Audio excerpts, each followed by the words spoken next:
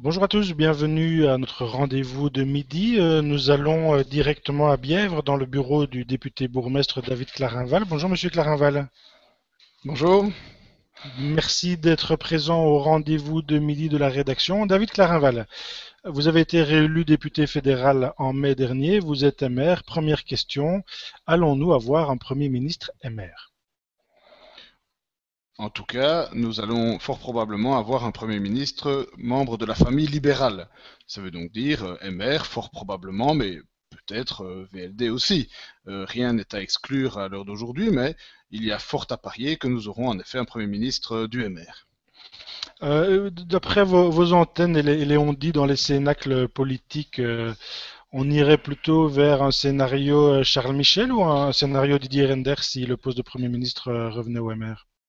Bah, écoutez, moi, je n'ai pas de contact privilégié, je n'ai pas eu de contact récemment, mais selon mon analyse, ça paraît tout à fait légitime que ce soit Charles Michel qui endosse la responsabilité de Premier ministre. C'est tout à fait logique puisque c'est lui qui est formateur, c'est lui qui a également négocié tout ce qui est en cours actuellement au niveau de l'accord du gouvernement.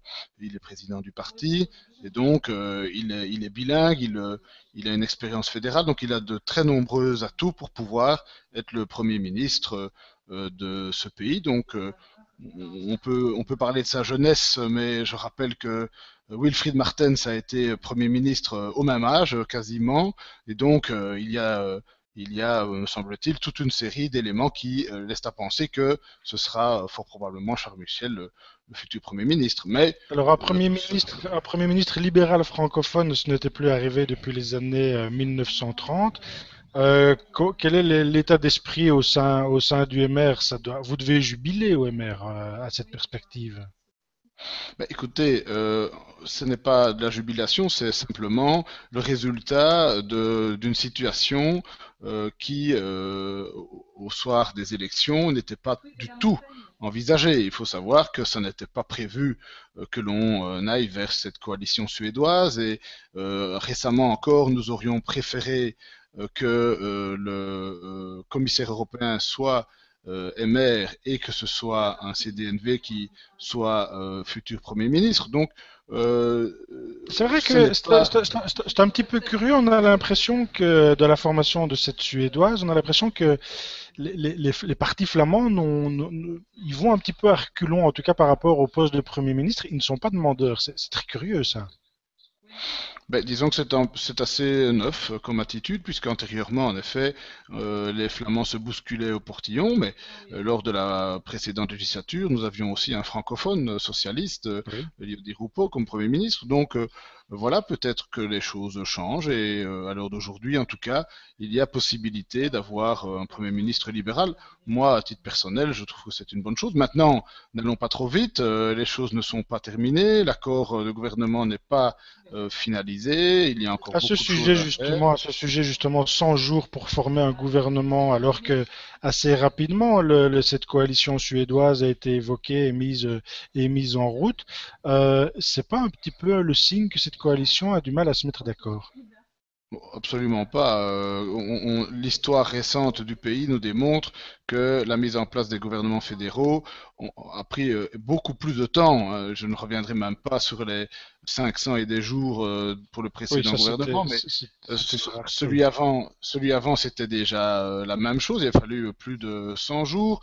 Rappelez-vous, Jean-Luc Dehaene avait demandé au roi de lui donner 100 jours et il avait conclu après une 110 jours. Donc non, c'est tout à fait normal dans ce pays compliqué, admettons-le, reconnaissons-le, de mettre une centaine de jours, un peu plus, pour former un gouvernement, surtout dans cette configuration qui est relativement neuve. Donc, moi, je ne trouve pas ça normal et pour suivre les négociations en back-office, si je puis m'exprimer ainsi, je sais que ça avance bien et qu'il y a beaucoup de choses qui sont déjà engrangées, donc je suis optimiste.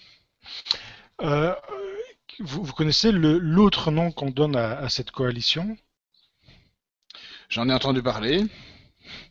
Les coalitions kamikazes. Oui, mais ça, ce sont les socialistes et le CDH qui se plaisent à dire cela. Mais bon, voilà, moi je trouve que la coalition suédoise représente beaucoup plus la réalité. Est-ce que c'est pas un risque quand même? C'est tout à fait inédit dans l'histoire du pays que une des deux communautés soit aussi peu représentée numériquement dans un gouvernement fédéral. Ben, je voudrais d'abord dire deux choses avant de répondre à cette question. La première, c'est que lors de la précédente législature, la majorité flamande n'était pas, il n'y avait pas de majorité dans le groupe linguistique Mais ils flamand. avaient plus que 30% des voix quand Ils avaient même, hein. plus que 30%, mais il n'y avait pas la majorité. Donc, c'était déjà la même situation, mais inversée sous la précédente législature. Donc ici, il y a juste le fait que c'est la première fois que ce sont les francophones qui ne sont pas. Deuxième élément, au niveau wallon, par exemple, quand on additionne les voix du PS et du CDH, on constate que nous n'avons pas non plus 50%.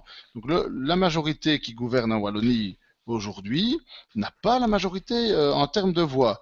Donc voilà un deuxième élément qui démontre que les choses bougent et les choses changent. Ça n'était pas possible par le passé.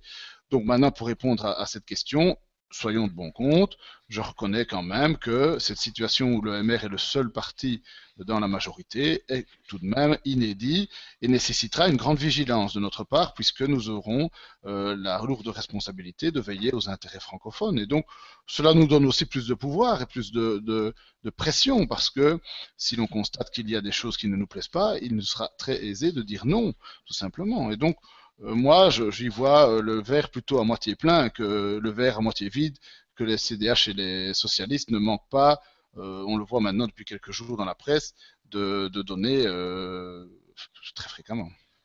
Alors, il y a eu ce reportage de questions à la une à la RTBF cette semaine qui donnait l'image d'un MR fondamentalement isolé et même, je dirais presque mal aimé sur le plan de l'échiquier politique francophone.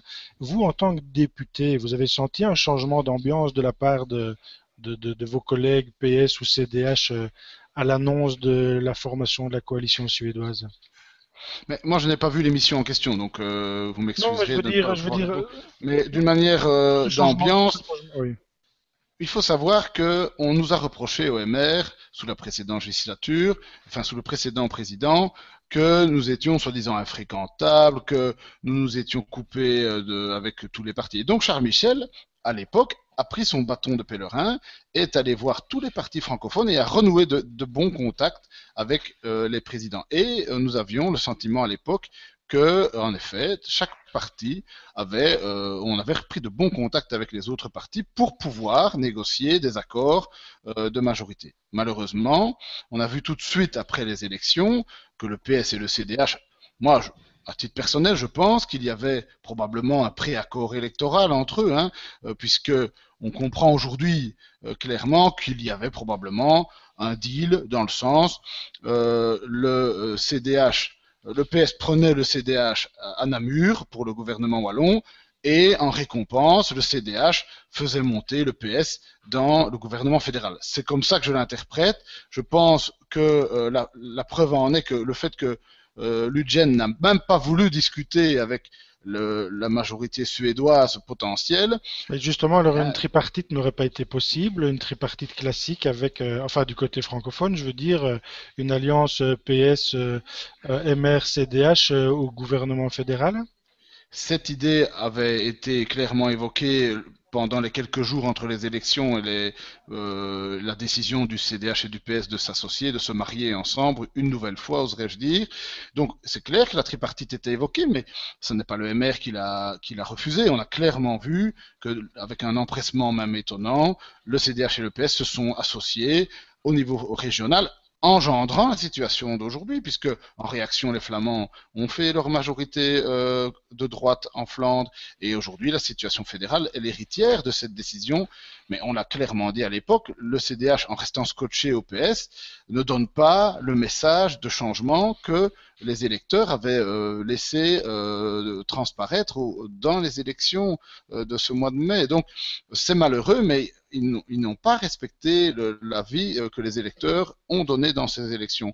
Et Et donc donc je c'est reviens à clair ma... que Oui, nous pardon, oui. sommes... Oui, oui, donc pour terminer en répondant à la question, ben, oui, aujourd'hui, il est clair que l'ambiance au niveau du Parlement fédéral n'est pas la même, puisque on ressent clairement que le PS et le CDH sont ensemble et attaquent violemment notre point de vue. Écolo est dans une situation plus difficile puisque eux, suite à leur débâcle électoral, ben, ils sont déjà beaucoup moins nombreux et pour le moment, je pense qu'ils se cherchent un peu. Mais quand ils prennent la parole, c'est quand même pour nous attaquer. Et puis, il y a aussi l'arrivée de l'extrême gauche. Donc maintenant, le PTB est très présent au Parlement fédéral. On les entend très fort avec un discours d'extrême gauche classique. Donc, l'isolement du MR est plus grand, en effet, après ces élections, parce que, je viens de vous le dire, tout le monde est plus ou moins proche du Parti socialiste, à l'exception de nous. Nous sommes la seule alternative au Parti socialiste dans le sud de la Belgique.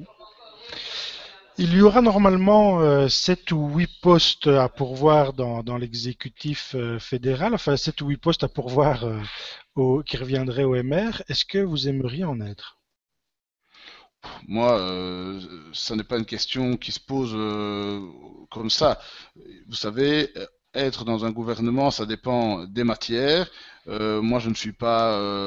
Si je puis apporter quelque chose dans les mêmes matières qui sont les miennes, donc, l'économie, le social ou l'énergie, si on me le demande, ben, je ne dirais pas non, c'est évident, mais je ne suis pas non plus demandeur. Donc voilà, je suis au service de mon parti et de mon pays, mais comme je vous le dis, je ne suis pas non plus demandeur.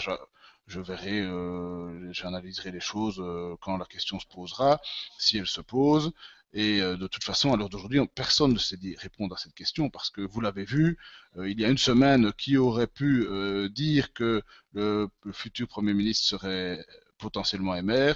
Donc tous les plans qui sont échafaudés aujourd'hui peuvent, dans 15 jours, être complètement renversés. Donc voilà, je suis à la disposition de mon parti, comme plein d'autres gens du MR qui sont disponibles également. Donc ça, c'est un choix que le président de parti devra faire le moment venu, en fonction des matières dont on héritera. Monsieur Clarinval, une dernière question, mais alors je vais vous demander de prendre votre casquette de bourgmestre de Bièvre. On a beaucoup parlé de blackout électrique Mhm. cette semaine dans l'actualité.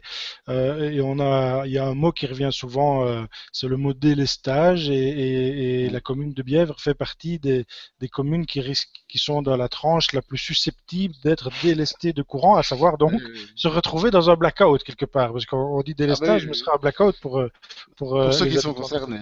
Oui, voilà, exact. Vous C'est savez sûr. que j'ai écrit un livre sur le sujet, donc j'ai annoncé, vu la politique énergétique qui est menée depuis un certain temps, on court vers cette situation, ce n'est pas neuf. Donc je l'ai déjà dénoncé dans mon bouquin, j'avais annoncé l'année dernière, il faut savoir qu'il y a déjà eu des plans de délai, enfin il y a déjà eu des contrats interruptibles. J'ai vu en janvier sur votre blog, vous disiez risque pour l'hiver prochain pour les communes rurales. Donc ça, le scénario se vérifie.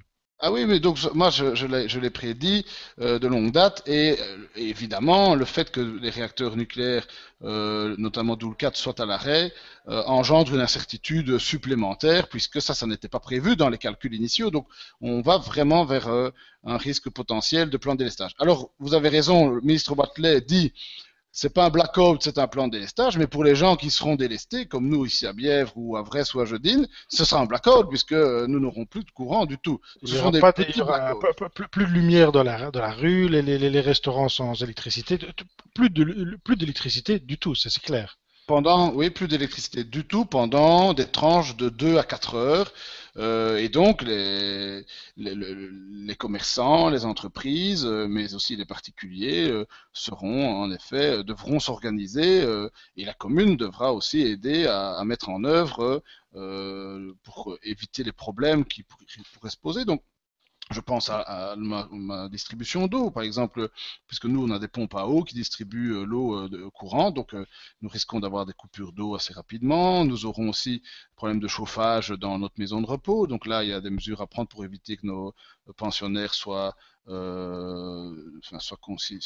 confrontés à une situation de froid important. Donc, il y a des mesures à prendre. Je regrette qu'on Vous vous, n'en soit pla- plus là. et vous plaidiez, on s'est parlé il y a 2, 3 jours au téléphone, hein, Monsieur Clarinval, vous plaidiez à un moment pour dire je peux comprendre d'un point de vue intellectuel que les communes rurales soient les plus susceptibles d'être privées d'électricité, mais alors vous demandiez une mesure en compensation au fédéral. Voilà, donc il faut être de bon compte. C'est vrai qu'on peut imaginer que les communes rurales soient les premières coupées parce que elles ont moins d'immeubles à étage avec des ascenseurs, elles ont moins de grosses usines qui sont qui ont qui auraient des conséquences importantes. Mais par contre, je constate étonnamment que j'en parlais avec François Belot hier. Rochefort est dans une, alors que c'est une ville, est dans une zone de coupure importante et rapide. Donc Rochefort sera confronté à une pénurie probablement. Par contre, Bastogne ne l'est pas. Il faudra qu'on me donne aussi pourquoi Bastogne, peut-être que le ministre Watley a eu aussi a mis aussi son grain de sel. Je ne comprends pas qu'on puisse couper Rochefort, mais pas Bastogne. Il n'y a pas de raison, me semble-t-il, de faire des exceptions. Par La contre, solidarité. Houillet, je ne sais pas si vous avez remarqué, ne sera pas coupé non plus. Vous avez une explication, vous qui êtes membre de la commission énergie, ça vous a, est-ce que ça a attiré votre attention, cette bizarrerie? Ah, je n'ai pas, non, je vous avoue que je n'ai pas regardé où il est.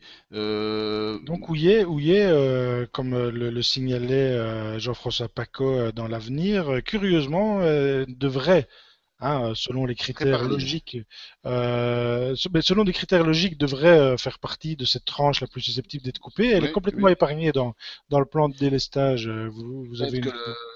je sais pas moi, le Palais Royal a peut-être aussi donné des indications. Ça, c'est une blague, je n'en sais absolument rien. Vous me l'apprenez d'ailleurs que Ouyen n'est pas dans le. Mais bon, voilà, peut-être qu'il y a des explications. Euh... On va investiguer, on va un petit peu investiguer parce que ça nous intrigue très fort à la rédaction Mais c'est vrai qu'il depuis faut, ce matin. il faut Depuis ce matin, on creuser a... la question. Oui, oui. Je vous donne une piste de réflexion, peut-être. Je vous remercie, Monsieur Claraval. Je vous remercie d'avoir été présent au rendez-vous de midi et je donne rendez-vous aux internautes lundi matin, enfin lundi midi plutôt, pour un autre face-à-face avec une personne qui a fait l'actualité ou qui va faire l'actualité. Merci, Monsieur Claraval. Avec plaisir, merci beaucoup.